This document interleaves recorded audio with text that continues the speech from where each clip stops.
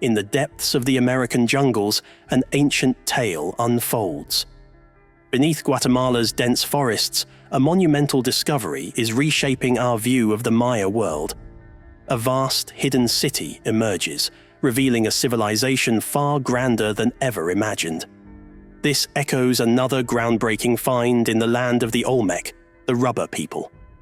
Their lost culture, predating even the Aztecs and Incas, speaks of remarkable skill and ambition.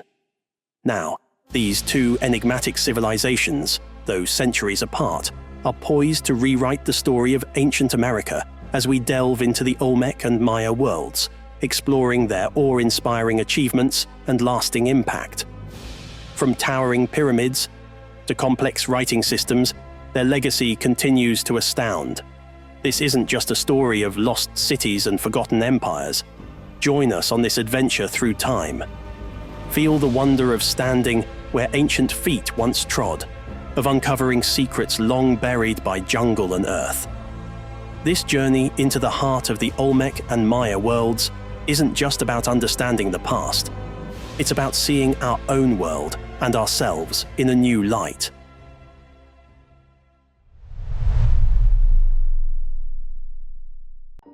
Everyone goes to the big Mayan sites, or they go to Teotihuacan and Mexico City because they're impressive. Whereas the Olmec sites, there's not much left.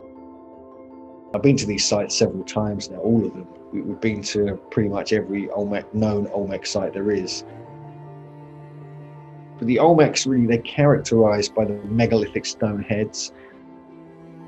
Very unusual features that appear to be native Mexican, Native American.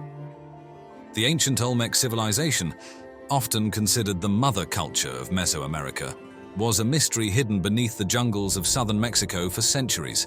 The discovery of this mysterious civilization began in the 19th century, when European explorers and archaeologists started to uncover the remnants of a once great society that predated the Maya and the Aztecs by hundreds of years.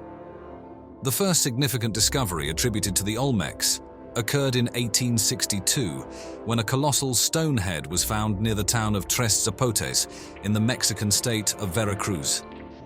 José Melgar Serrano, a Mexican archaeologist, was the first to document this find. At the time, the discovery of the colossal head was puzzling and inexplicable. Melgar was struck by the head's unusual features, which he described as having Ethiopian traits. This observation led to early speculations about the origins of the civilization responsible for the head, and some even suggested connections to Africa or Asia, long before the Olmecs were understood in their own right. The mysterious nature of the discovery was further compounded by the lack of context. The head, standing over 6 feet tall and weighing several tons, was unlike anything else found in the region. It wasn't until the early 20th century that further discoveries began to shed light on the civilization responsible for these colossal sculptures. In the 1920s and 1930s, archaeological investigations led by pioneers like Franz Blum and Matthew Stirling provided more substantial evidence of the Olmec civilization. Stirling, an American archaeologist, conducted extensive excavations in the Gulf Coast region, where he uncovered more colossal heads, as well as other monumental sculptures and artifacts. These findings were concentrated in 3 main sites: San Lorenzo, La Venta, and Tres Zapotes, which are now recognized as major Olmec centers. The size and scale of the structures discovered during these excavations were astonishing. The colossal stone heads, which are perhaps the most iconic artifacts of the Olmecs, range in height from 1.5 meters to over 3 meters and can weigh up to 40 tons. To put this into perspective, a single stone head can be as heavy as 10 African elephants combined. These sculptures were carved from basalt, a volcanic rock that was transported from quarries located over 60 miles away from the sites where the heads were found. The discovery of the Olmec civilization was shrouded in mystery from the beginning.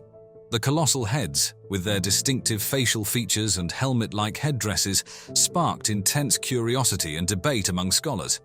Who were these people? What was the purpose of these massive sculptures? How did they transport such enormous stones without the use of the wheel or draft animals? One of the most interesting aspects of the Olmec heads is the precision and skill with which they were carved.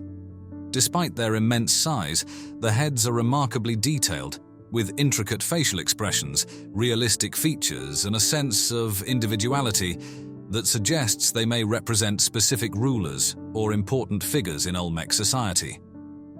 The helmets worn by the figures have led some to speculate that they might have been warriors, ballplayers, or even deities. The question of how the Olmecs transported these massive stones remains one of the great mysteries of Mesoamerican archaeology. The basalt used for the heads was quarried from the Tuxtla Mountains, located dozens of miles from the Olmec centers. Moving these stones would have required an incredible amount of labor and ingenuity. Some theories suggest that the Olmecs used a combination of rolling logs, sledges, and manpower to move the stones, while others propose that they may have used waterways to transport the stones by raft. However, the exact methods remain unknown, adding to the allure and mystery of the Olmec civilization. The age of the Olmec stoneheads and other structures has been determined primarily through radiocarbon dating of the surrounding archaeological layers and the analysis of the stylistic features of the artifacts. The oldest known Olmec sites, such as San Lorenzo, date back to around 1200 BCE, with some structures possibly even older. The La Venta site, another major Olmec center, reached its peak around 900 to 400 BCE. This places the Olmecs as one of the earliest complex societies in Mesoamerica, predating the Maya by several centuries. To establish the age of the stone heads and other structures, archaeologists examined the stratigraphy of the sites where they were found. By analyzing the layers of earth and the artifacts contained within them, they were able to estimate the time periods during which these objects were created. Additionally, radiocarbon dating of organic materials found near the sculptures has provided more precise dates, confirming the Olmecs as an ancient civilization with roots deep in the pre-classic period of Mesoamerican history. One of the most intriguing theories about the Olmec civilization relates to their role as the progenitors of later Mesoamerican cultures. The Olmecs are often called the mother culture of Mesoamerica because they appear to have laid the foundations for many cultural and religious practices that were later adopted and adapted by the Maya, Aztecs, and other civilizations. This includes the development of the long count calendar, the concept of zero, and the Mesoamerican ball game, all of which have been linked to the Olmecs. A particularly interesting theory suggests that the Olmec civilization may have been highly stratified, with a powerful elite class that controlled large numbers of laborers. This elite would have been responsible for commissioning the colossal heads and other monumental works, using their power and influence to marshal the resources and manpower necessary for such endeavors. The heads, in this view, could have been portraits of these elite rulers, intended to immortalize their power and legacy. Another theory posits that the Olmec heads might have served a religious or ceremonial function. The Olmecs practiced a form of shamanism, and it is possible that the heads were created as offerings to the gods or as markers of sacred spaces. Some scholars have suggested that the heads were placed at the entrances to important ceremonial sites, serving as guardians or representations of the gods themselves. The decline of the Olmec civilization remains one of the most enduring mysteries in the study of ancient Mesoamerica. By around 400 BCE, the major Olmec centers of San Lorenzo and La Venta had been abandoned, and the once thriving civilization had all but disappeared. The reasons for this decline are still debated, with several theories offering potential explanations. One theory suggests that environmental changes played a significant role in the Olmec's decline. Archaeological evidence indicates that the Olmec heartland experienced significant changes in climate and hydrology during the later part of their civilization. Rivers that once provided abundant water and fertile land may have changed course or dried up, leading to crop failures and shortages. This environmental stress could have caused social unrest and ultimately led to the collapse of Olmec society. Another theory points to internal conflict as a possible cause of the Olmec decline. As with many ancient civilizations, power struggles among the elite may have weakened the political structure, leading to the fragmentation of the society. The destruction of major Olmec sites, such as the defacement of stone monuments and the burning of ceremonial centers, suggests that there may have been a violent end to the Olmec civilization. There are also more speculative theories that tie the Olmec decline to external forces. Some suggest that the Olmecs were invaded by other groups, possibly from the highlands of Mexico, who overthrew the ruling class and dismantled their society. Others propose that the Olmecs were part of a larger network of civilizations that experienced a simultaneous decline, leading to a broader collapse across the region. Among the more fringe theories about the Olmecs is the idea that they were somehow connected to the lost civilization of Atlantis, or that they had contact with extraterrestrial beings. These theories are not supported by mainstream archaeology, but continue to capture the imagination of those fascinated by ancient mysteries. The Atlantis connection is rooted in the idea that the Olmecs were descendants of Atlantean survivors who fled to the Americas after the destruction of their homeland. Proponents of this theory point to the advanced nature of Olmec art and architecture, as well as the mysterious disappearance of the civilization as evidence of their Atlantean origins. However, there is no concrete evidence to support this idea, and it remains a speculative and largely discredited theory. The alien connection theory suggests that the Olmecs may have been visited by extraterrestrial beings who provided them with advanced knowledge and technology. This theory is often linked to the colossal stone heads, which some believe were inspired by or created with the help of aliens. The precise craftsmanship and the logistical challenges of moving such large stones have led some to speculate that the Olmecs could not have achieved these feats without outside assistance. Again, this theory lacks scientific evidence and is generally considered a modern myth rather than a serious historical hypothesis. The discovery of the Olmec civilization was a momentous event in the history of archaeology, revealing a complex and advanced society that laid the groundwork for much of Mesoamerican culture. The colossal stoneheads, monumental architecture, and sophisticated artistic traditions of the Olmecs continue to captivate scholars and the public alike. Despite the many unanswered questions and the enduring mysteries surrounding their origins, achievements, and decline, the Olmecs remain a fascinating chapter in the story of ancient civilizations. Theories about their connection to Atlantis or extraterrestrial beings, while intriguing, serve our imagination to pursue our world's history.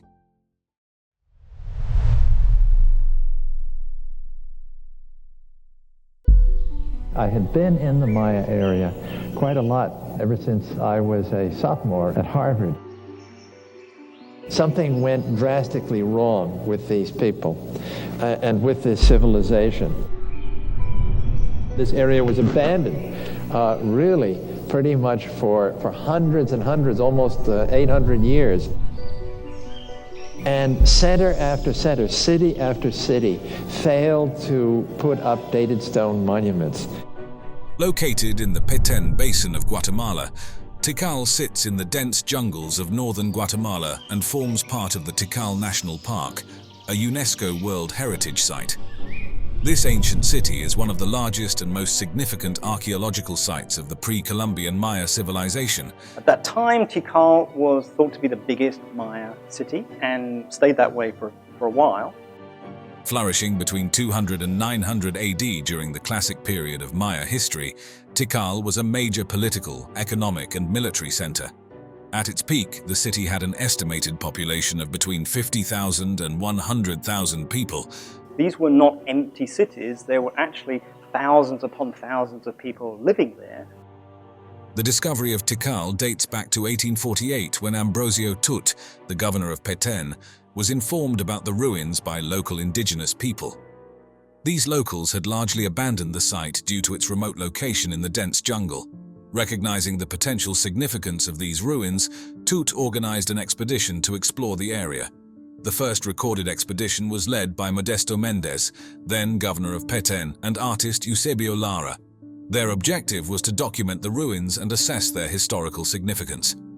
Méndez and Lara's expedition brought detailed information about Tikal to the broader world, recording the existence of several large structures and creating initial sketches and descriptions that sparked interest among scholars and explorers. But you can see, of course, that they're not cities like Teotihuacan, they're certainly not cities like Rome.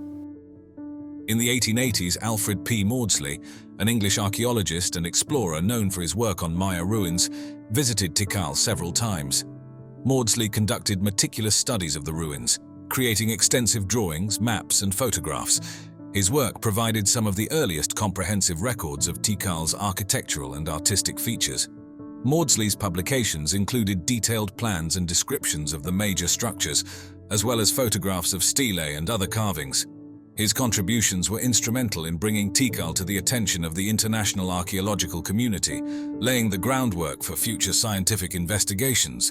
Significant archaeological excavations were carried out from 1956 to 1970 by the University of Pennsylvania Museum of Archaeology and Anthropology's Tikal project.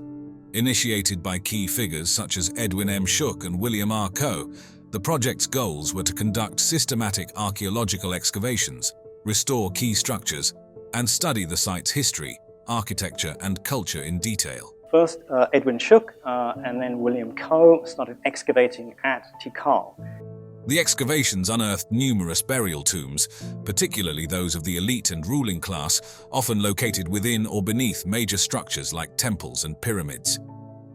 One of the most notable discoveries was the tomb of Jasar Chan Kawil Wand, found beneath Temple 1, also known as the Temple of the Great Jaguar. The tomb contained an array of valuable artifacts, including intricately carved jade masks, jewelry, pottery, and ceremonial items.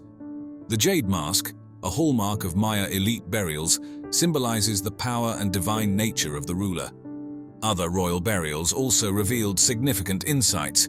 These tombs were often built with vaulted ceilings using the corbel arch technique, which was a significant architectural achievement for the Maya. The stele and monuments at Tikal serve as historical records, commemorating significant events such as battles and the reigns of kings. These hieroglyphic inscriptions detail the genealogy of rulers, their accomplishments, and their alliances with other city-states. These are very, very different kinds of cities, and we have to understand them in different ways.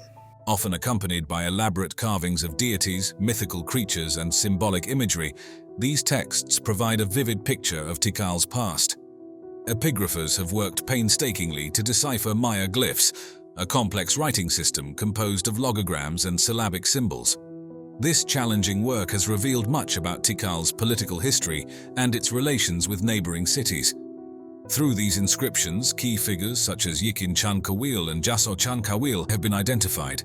The texts include detailed accounts of their military campaigns and construction projects. The ability to read these glyphs has allowed researchers to reconstruct a chronological list of Tikal's rulers, their interactions with rival cities like Calakmul, and periods of prosperity and decline. Tikal's history is marked by evidence of extensive warfare, as seen in its defensive structures and weaponry. This is a period when really we don't know very much about Maya society or civilization at all. The city was well protected by large earthworks, walls, and moats designed to fend off invasions. These fortifications were strategically placed around the city's perimeter and key entry points. A massive defensive ditch, likely filled with water, and an accompanying embankment surrounded much of the core area of Tikal, illustrating the city's preparedness for siege warfare. Archaeologists have uncovered various weapons such as obsidian blades, flint points, and spearheads, indicating the martial nature of Tikal's society. The presence of mass-produced weaponry suggests a highly organized military. Some burial sites even include skeletal remains, showing signs of battle injuries, along with grave goods like weapons and armor, hinting at the valorization of warriors in Tikal's culture. Tikal's history includes prolonged conflicts with the rival Maya city-state of Calakmul. These wars were frequently fought over regional dominance and control of trade routes. Hieroglyphic inscriptions document several major battles, including significant defeats and victories that influenced the political landscape of the Maya lowlands. Tikal, in the dense jungles of northern Guatemala, is a marvel of ancient architecture and engineering. One of its most iconic structures is the Temple of the Great Jaguar, or Temple 1, which stands at approximately 47 meters tall. Built around 732 AD to honor Jasar Chan Kawil I, a significant ruler of Tikal, this pyramid also served as his tomb. The temple features a steep staircase leading to a small roof-combed shrine at the summit. The roof comb is intricately decorated with stucco sculptures. The alignment of Temple 1 suggests it was used for astronomical observations, particularly during important solar events. Directly opposite Temple 1 on the western side of the Great Plaza is the Temple of the Masks, or Temple 2. This pyramid, standing at approximately 38 meters tall, was likely built to honor the wife of Jasor Chankawil I, though her tomb has not been definitively identified. Temple 2 is known for the large, sculpted masks that adorn its stairways, thought to represent deities or mythological figures. The tallest structure in Tikal is Temple 4, which reaches approximately 70 meters into the sky. Completed around 741 AD during the reign of Yikin Chankawil, the son of Jasar Chankawil I, this temple offers panoramic views over the jungle canopy, extending to the horizon.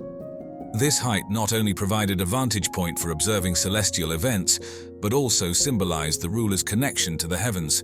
The roof comb of Temple 4 is particularly elaborate, featuring carvings and stucco work that once depicted scenes of the ruler's power and divinity.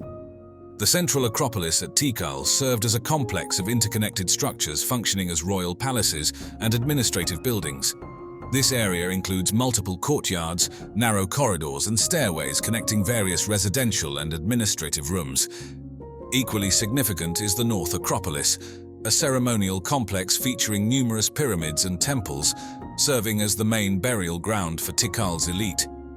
The North Acropolis is densely packed with temples, shrines, and tombs, each constructed over previous structures in a tradition of continuous building. Tikal is renowned for its stelae and altars, intricately carved with images and hieroglyphic texts. These monuments commemorate significant events and rulers in Tikal's history, often depicting kings and queens, battles, and important dates. The hieroglyphic texts on these stelae have been crucial in understanding the political and social history of Tikal and the broader Maya civilization. Elevated roads, known as causeways or sakbiob, connected different parts of the city, demonstrating advanced urban planning. Constructed with limestone and featuring retaining walls to prevent erosion, these causeways facilitated trade, communication, and movement within the city. Tikal's extensive water management system, including reservoirs and canals, indicate their engineering intelligence. These systems collected and stored rainwater, ensuring a reliable water supply throughout the year, even during dry seasons. The ability to manage water resources effectively supported Tikal's large population and complex urban environment. One intriguing theory is that the layout of Tikal was influenced by celestial events and constellations.